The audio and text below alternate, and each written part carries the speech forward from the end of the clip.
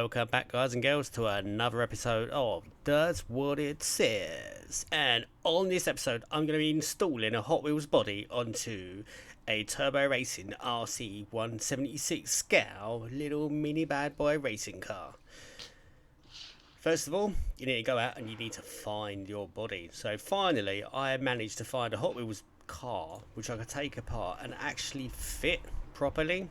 So I've already installed this body.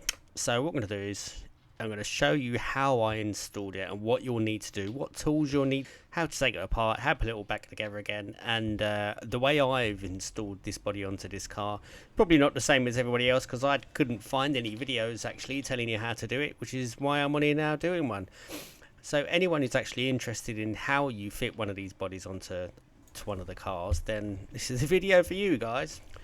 Now the first thing you're going to want to do is obviously get your Hot Wheels car. So finding one that matches the actual wheelbase and everything and then fits is quite difficult. Well, I've managed to find this Hot Wheels custom V8 Vega, which looks alright, and it actually fits. So guys, some of the tools that you're going to need to do this and complete this job, obviously tools are dangerous. Need to wear protective eyewear and bits and pieces, and don't get glue all over the place. I'm using a Dremel, as you can see, with a little grinder wheel, and I've got a little 3mm drill bit that fits inside. Might be 2.5mm, but I think it's a 3mm. Anyway, what you need to do is there's a small rivet that holds the chassis to the body, which is just there. Obviously, the chassis is off on this one because I've already done it, but you just need to drill out that rivet. There's only one rivet on this car as well, which makes it a little bit easier to do. So once you've drilled that rivet out, you're going to want to file it down a little bit with a grinder. And then on the front of the car, there's like a small steel stem that sticks down, which kind of looks like it would have been a rivet, or a bit that goes through the chassis riveted on. But anyway, that needs to be cut down as well, because that holds the turbo racing chassis from going in. So that little bit underneath there, it's about 5mm.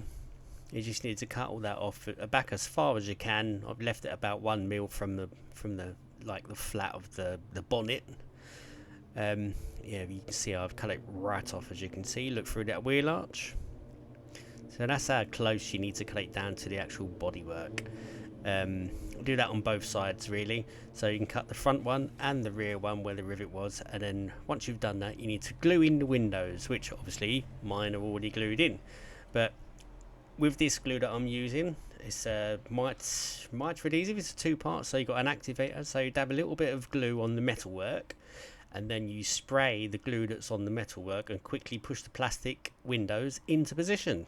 Hold it for about 5 seconds, job done, and that will hold the red windows in there pretty well. And next thing you're going to need is some sellotape, double-sided. I think they're 20mm, 1mm thick.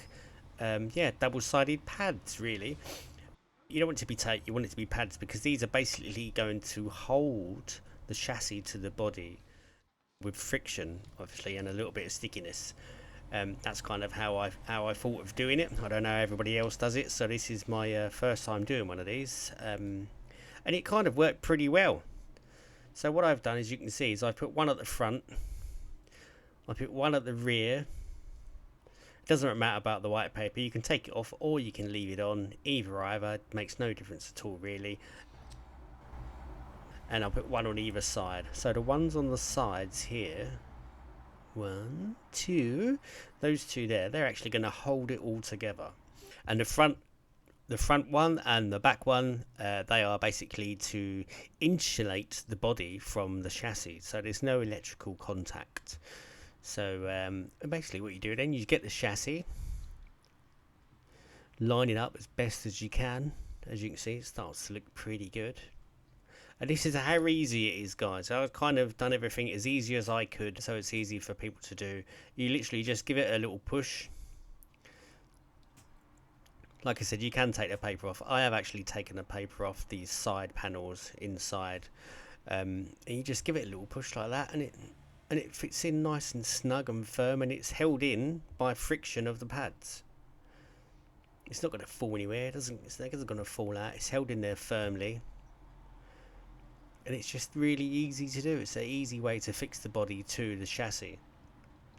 on this model. I don't know about any other models, but on this one, this is how I've done it. It could work with others, but this is the first and only one I've done.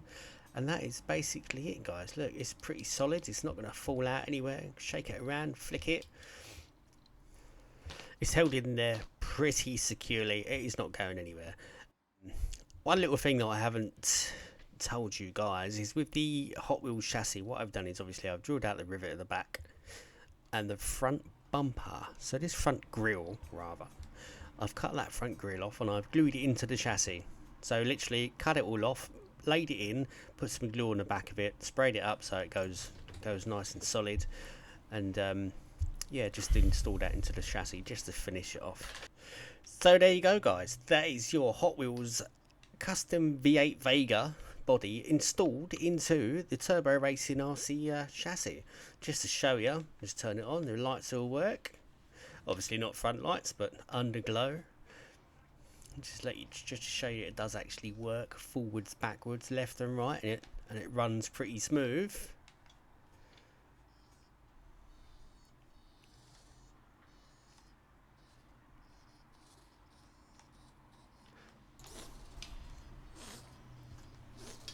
And there we see how bad my driving is.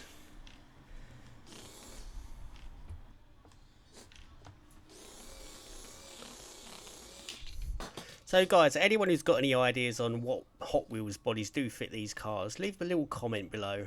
Yeah, just let everyone know that they can actually change some of these over and what models do fit, because I've tried one before and it didn't fit. Yeah, just luckily my boy had this lying around.